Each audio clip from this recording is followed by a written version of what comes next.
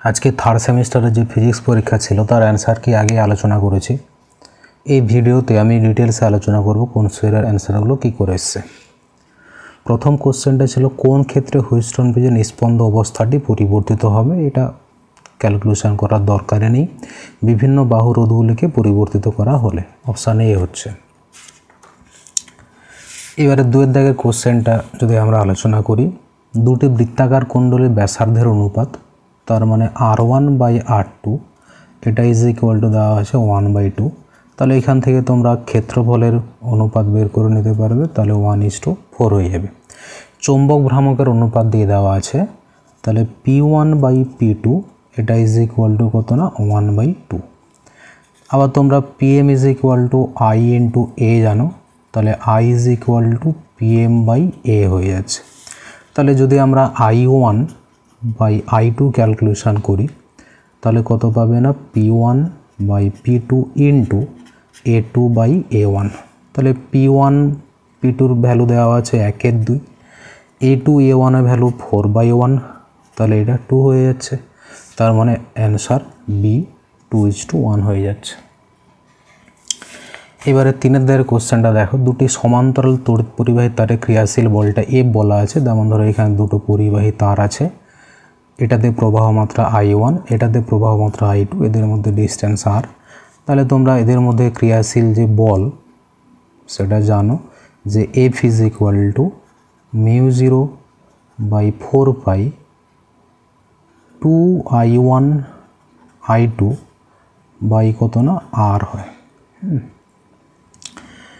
আচ্ছা, তাহলে এখানে যদি I1টাকে দুগুণ করো আর I2টাকে দ্বিগুণ করো তখন F ড্যাশ ইকুয়াল টু কত হবে যে μ0/4 এটা কিন্তু একক দৈর্ঘ্য বল, μ0/4 2 into 2I1 into 2I2 by কত না 3R। তাহলে উপরে 4 হয়ে যাচ্ছে, নিচে 3, মানে 4/3 ইন্টু F। তার মানে অপশান বি হচ্ছে 4F/3। এটা চারের দাগে যেটা কোশ্চেন ছিল, একটি ইস্পাতের তারের চৌম্বক ভ্রামক, ধরো ইস্পাতের তার, মেরু শক্তিকে আমরা QM ধরলাম, ডিস্টেন্সকে 2L ধরলাম। তাহলে M is equal two QM into 2L। এটাকে বাঁকে অর্ধবৃত্তাকার করা হয়েছে, এরকম ধর একটা অর্ধবৃত্তাকার করা হয়েছে। তাহলে তাদের ব্যাসার্ধ আমরা বের করতে পারি, তাহলে পাই আর এটা ইজ ইকুয়াল টু L, তাহলে R ইজ ইকুয়াল টু L/পাই। তাহলে ব্যাস কত হচ্ছে না 2L/পাই। তাহলে এখন মেরু শক্তি একই আছে, তাহলে PM equal to QM into 2R হয়ে যাবে। তাহলে 2R এর ভ্যালু কত না 2L/পাই। এটা হলে কত হয়ে যাচ্ছে না 2QM L/পাই। আবার QM ইন্টু 2L এর ভ্যালু কত হচ্ছে M হচ্ছে। আচ্ছা, তাহলে এখানে কত হয়ে যাচ্ছে না 2M/পাই হয়ে যাচ্ছে। এটা প্রথমে ডিস্টেন্স কত ছিল যে 2L ছিল, তাহলে M equal to QM into 2L। তাহলে এখন ডিস্টেন্স কত হয়ে গেছে যে এটা আচ্ছা 2L ধরেছিলাম 2L, তাহলে R ইজ ইকুয়াল টু 2L/পাই, তাহলে 2R ইজ ইকুয়াল টু 4L/পাই হয়ে যাবে। তাহলে এখানে তোমার হচ্ছে ক্যালকুলেশন করলে QM ইন্টু এই ডিস্টেন্স কত হচ্ছে 4L/পাই, তাহলে 4QM L/পাই। হ্যাঁ, তাহলে এটা ইজ ইকুয়াল টু 2M/পাই হয়েছে। তার মানে অপশান বি 2M/পাই। পাঁচের দাগের কোশ্চেন দেখো, কোনো তিরস্চম্বক পদার্থের কোনটি সঠিক। এটা জানো তোমরা যে B is less than H হয়। যদি অয়স্চম্বক হতো তখন এটা হতো, হ্যাঁ তোমার পরাচম্বক হলে এটা হতো, অয়স্চম্বক হলে এটা হতো, খুব বেশি হতো। আচ্ছা, ছয়ের দাগের একটা সার্কিট দেওয়া আছে, ভালো কোশ্চেন। AB এর মধ্যে তুল্য রোধ বের করতে বলেছে, তার মানে এই বিন্দুগুলোকে আমরা B বিন্দু ধরতে পারি। তাহলে প্রত্যেকটার পোটেনশিয়াল আমরা VB ধরলাম, এটা এই বিন্দুর পোটেনশিয়াল VA ধরলাম। তার মানে এই বিন্দুর পোটেনশিয়ালও VA, এই বিন্দুর পোটেনশিয়ালও VA, এই বিন্দুর পোটেনশিয়াল VB, এই বিন্দুর পোটেনশিয়াল VB, এই বিন্দুর পোটেনশিয়াল VB, এই বিন্দুর পোটেনশিয়াল VB। তার মানে এটা সার্কিট থেকে বাদ চলে যাচ্ছে, দুটো যেহেতু দুই প্রান্তের বিভব একই আছে। এই বিন্দুটার বিভবকে তোমরা VC ধরে নাও। তাহলে কটা বিন্দু পেয়ে দেখো, একটা, দুটা, তিনটা। আমি ছবিটা আঁকি, তাহলে এটা ধরো VA, তারপরে VB আছে, VC আছে মাঝখানে, তারপর কিনা VB আছে। আচ্ছা ভিএ ভিবির মধ্যে কটা রোধ দেখো 3 ওহম একটা রোধ লাগানো আছে, তাহলে এটা 3 ওহম, তারপর এটাও 3 ওহম লাগানো আছে, তাহলে এ আর বি, সরি এটা না, তাহলে এখানে যদি ছবিটা আঁকো এটা হচ্ছে ভিএ, এটা হচ্ছে ভিসি, এটা হচ্ছে ভিবি, তাহলে ভিএ ভিবির মধ্যে দুটো রোধ আছে, এটা 3 ওহম, এদিকে 3 ওহম আছে, তাহলে এটা 3 ওহম হয়ে যাচ্ছে। আচ্ছা এই দুটো হয়ে গেল, এটা হলো। ভিএ ভিসির মধ্যে কটা আছে, ভিএ ভিসির মধ্যে একটা আছে, ভিএ ভিসির মধ্যে একটা আছে, একটা কত না 2 ওহম, তাহলে এটা হয়ে গেল। ভিসি ভিবির মধ্যে 2 ওহম আছে, এটা একটা আছে, তাহলে এটা 2 ওহম, এটা আর একটা 2 ওহম আছে, তার প্যারালালে লাগিয়ে দেবে, এটা 2 ওহম। তাহলে ক্যালকুলেশান করলে দেখো এই 3 আর 3 সমান্তরাল, এটা ক্যালকুলেশান করলে 3 × 3/3 + 3 মানে 1.5, তাহলে এটা ক্যালকুলেশানটা এটা 1.5 চলে এলো। আচ্ছা এদিকে 2 আছে, এই 2 আর 2 ক্যালকুলেশান করলে তোমরা 1 পাবে, তাহলে এটা 2, এটা কত হচ্ছে না 1। এবার যদি আমরা তুল্য করি, এটা এ বিন্দু, এটা হচ্ছে বি বিন্দু, তাহলে এদিকে 3 এদিকে 1.5 মানে 3 × 1.5/3 + 1.5, তাহলে উপরে 4.5 নিচে 4.5, তার মানে অপশানে 1 ওহম হয়ে যাচ্ছে।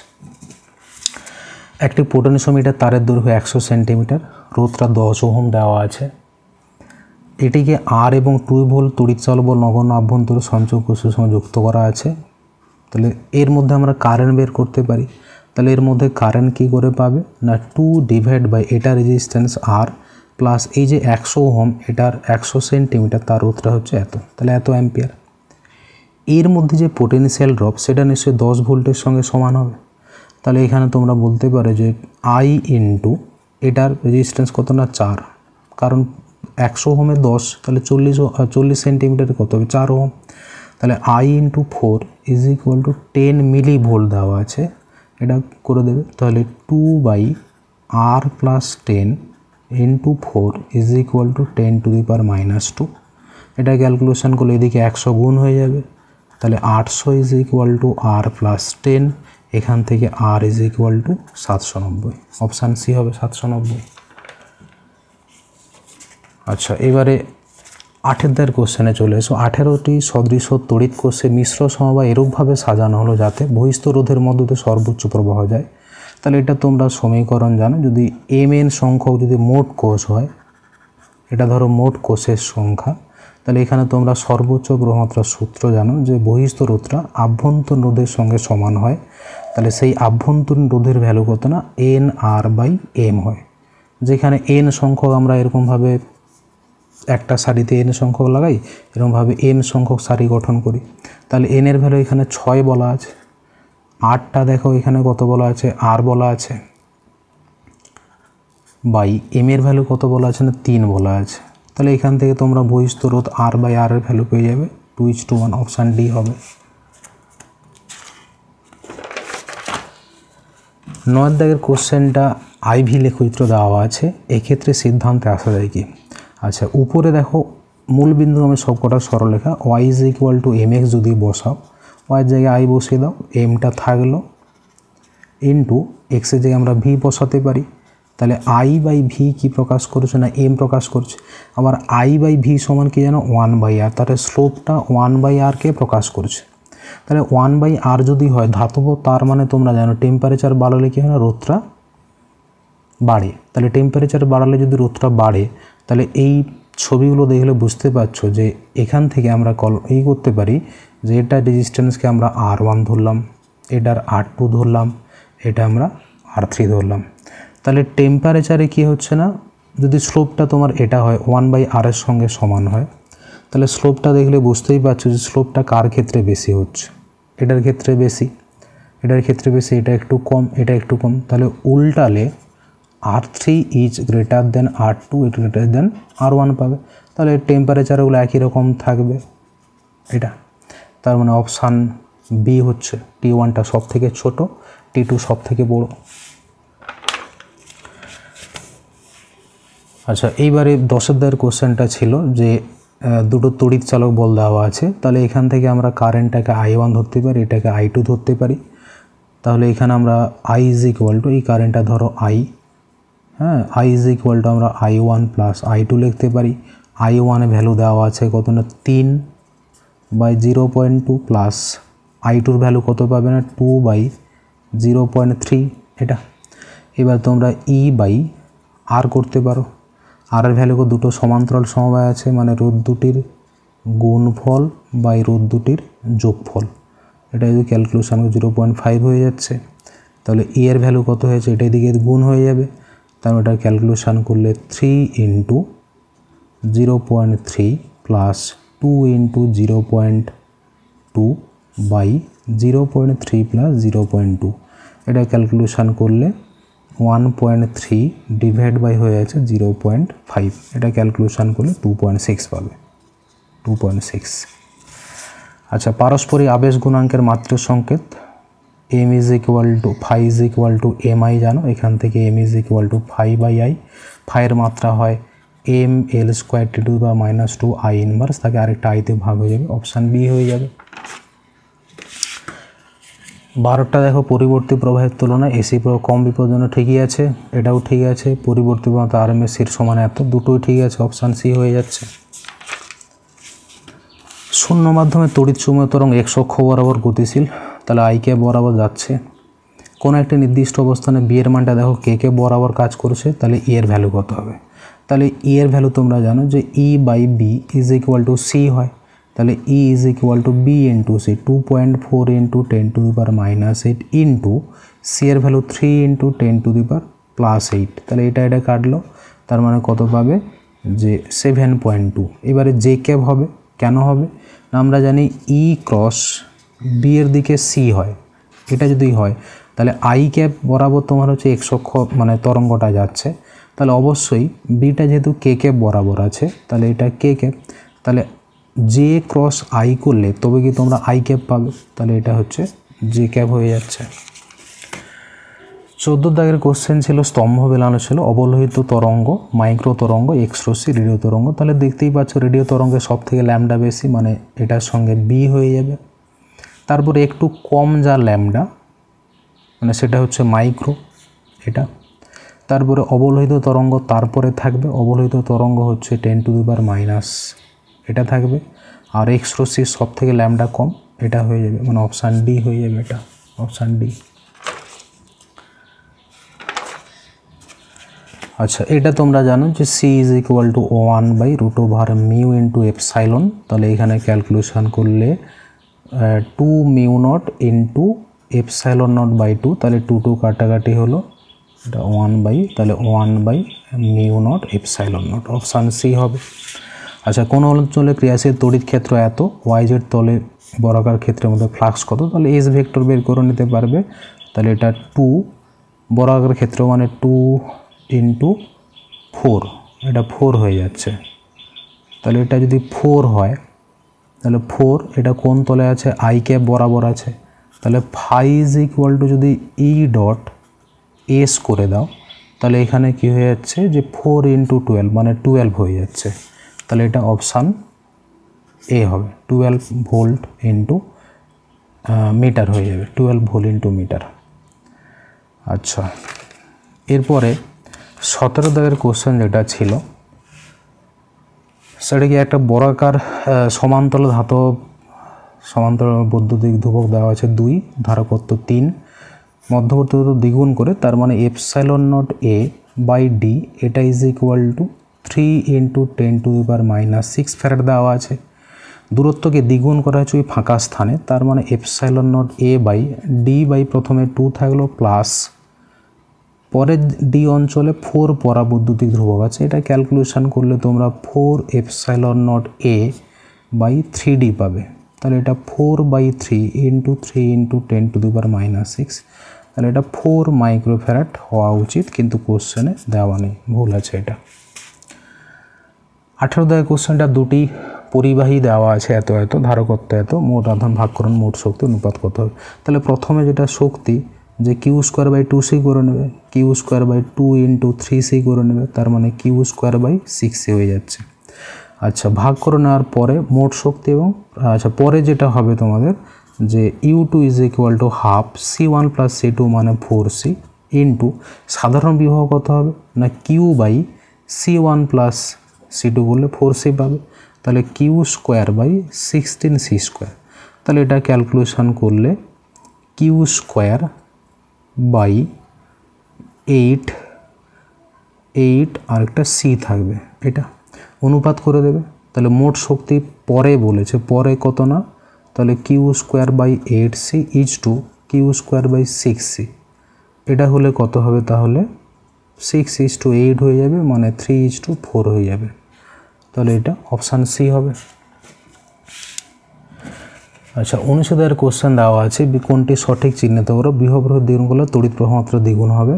তাহলে জে ইজ ইকুয়াল টু তোমরা জানো যে আই বাই এ, আবার V is equal to I into R জানো। তাহলে বিভব প্রবাহ দ্বিগুণ করা হলে কী হবে, তড়িৎ প্রবাহ মাত্রা দ্বিগুণ হবে।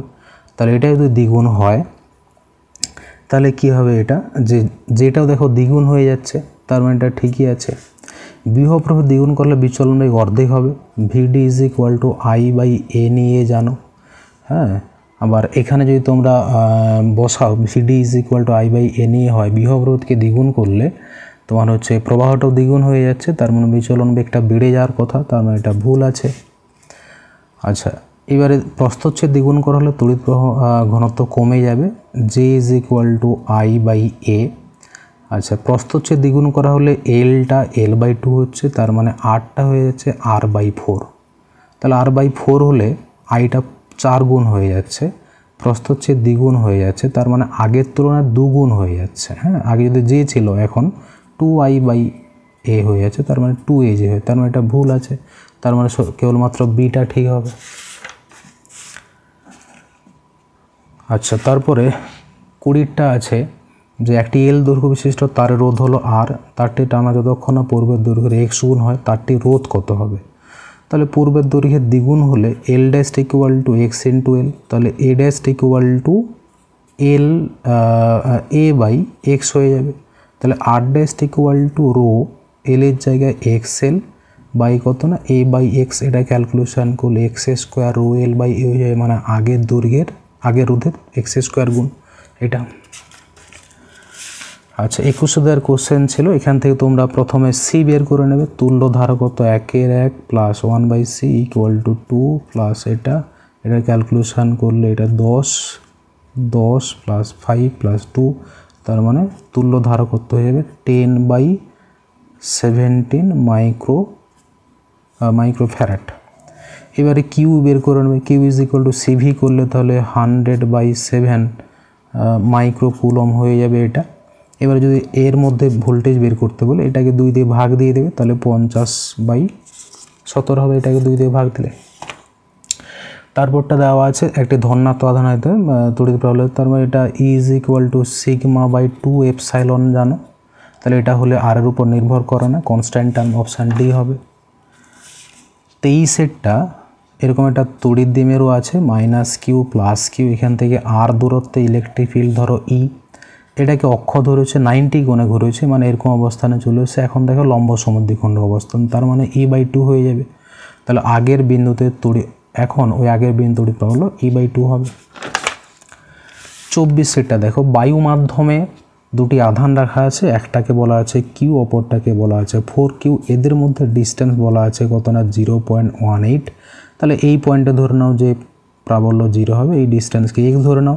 তাহলে q/x square equal to 4Q by 0.18 minus X এর হোল স্কোয়ার। দুই দিকে কিউ কাটো দিয়ে রুট করে দাও, তাহলে 2/0.18 মাইনাস এক্স।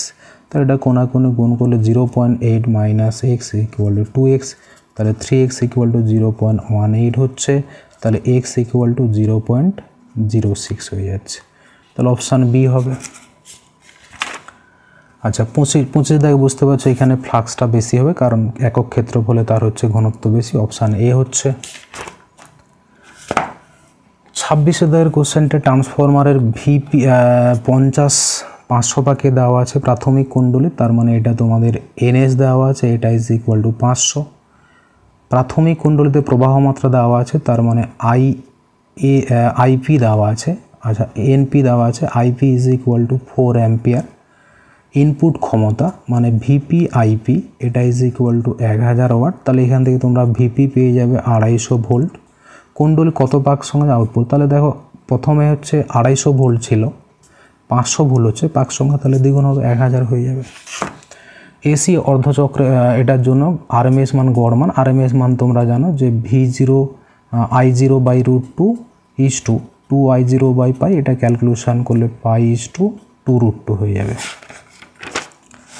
28 কোশ্চেনটা এলিসার বর্তনে সর্বোচ্চ বহমাত্রা পার হতো এক্সএল ইকুয়াল টু এক্সই হবে। 29 পরিবর্তিত তড়িৎ চালক হলে সমীকরণ দেওয়া আছে, তাহলে এটা হচ্ছে শীর্ষমান 220 বাই √2, আর যেহেতু ওমেগাটা দেওয়া আছে 100 পাই, তার মানে এফের ভ্যালু 50 হার্জ হয়ে যাবে, অপশান এই হয়ে যাবে। 30 হচ্ছে যদি d/dt ক্যালকুলেশন করো, এটা ক্যালকুলেশন করলে 12t - 5 হচ্ছে, তার মানে 7 হয়ে যাচ্ছে ই এর ভ্যালু, তাহলে I ইজ ইকুয়াল টু 7/7 মানে 1 অ্যাম্পিয়ার হয়ে যাবে, অপশান ডি হবে। 31 কোশ্চেনটা তোমরা সলিনয়েডের ক্ষেত্রে যেন μ0 ni হয়, তাহলে μ0 n/l ইন্টু i মানে r নিরপেক্ষ হয়ে যাচ্ছে।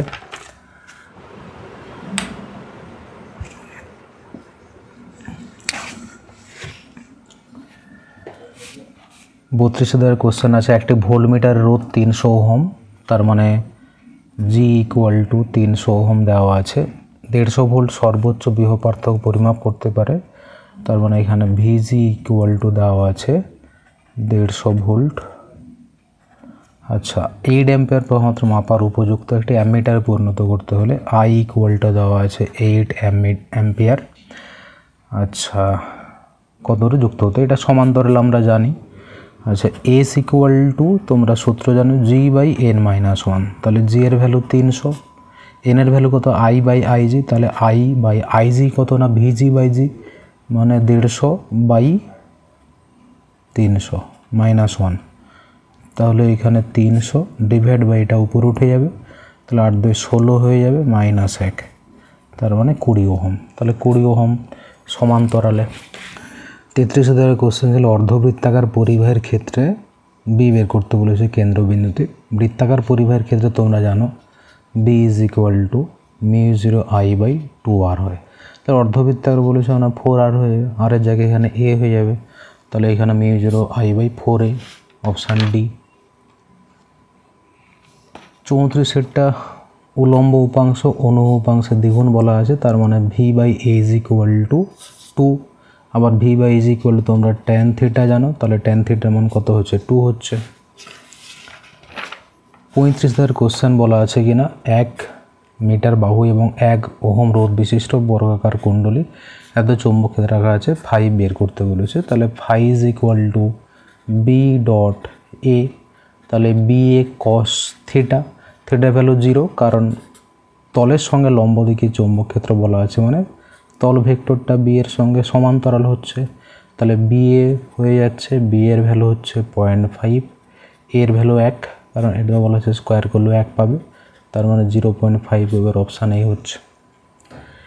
কে কতগুলো ঠিক করলে কমেন্ট করে জানাও। চলো টাটা।